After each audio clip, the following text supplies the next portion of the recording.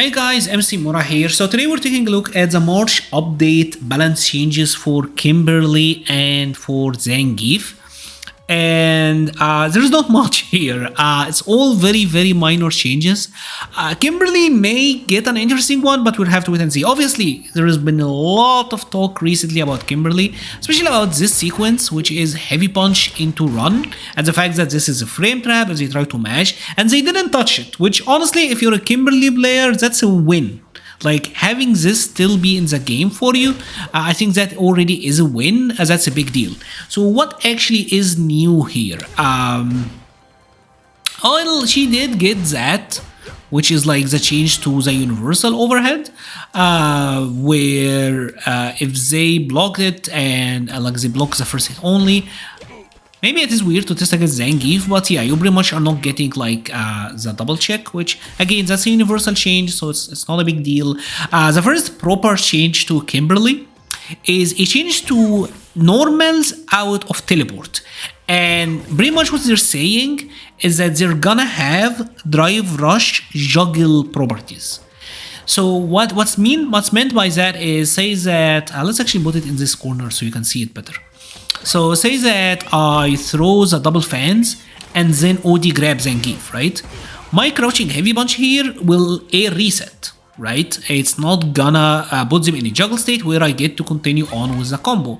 The way I get to do it is if I use the drive rush crouching heavy punch, right? Which typically this is what you do, right? So what they done is that they made it so that if I go for a teleport crouching heavy punch, it's gonna be as if I did a drive rush. So let's throw these two guys out there. Man, it's slow. It's slow. See? So it's kind of, it still does retain the juggle as if I did a drive rush move, right?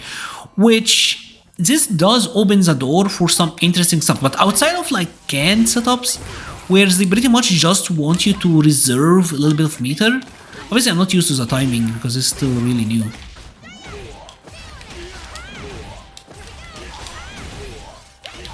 Right? Maybe that could increase some of the Kimberly damage output a little bit because you are reserving drive, but I don't know when will you be able to do that. We're gonna have to think about it. As a property on hit on the ground is still the same. So this is +7, this is still gonna be +7. It's just the juggle properties. And outside of the canned setups, I'm not sure. Like, I'm not sure where else were you gonna be able to use that. So sounds like it could be an interesting change, but it's gonna require some digging to come up with some good stuff for it. But at least heavy punch into run and medium punch into run are still safe and they are still intact. Apparently there was a bug with her level 1 if you didn't have any fans, if you don't have any cans, but that have been fixed as well, right? So I've never seen that and I don't know exactly what they're talking about, but seems like a fix, which, I mean, kudos. Now let's take a look at Zangief, and just like Kimberly, Zangief didn't get anything meaningful.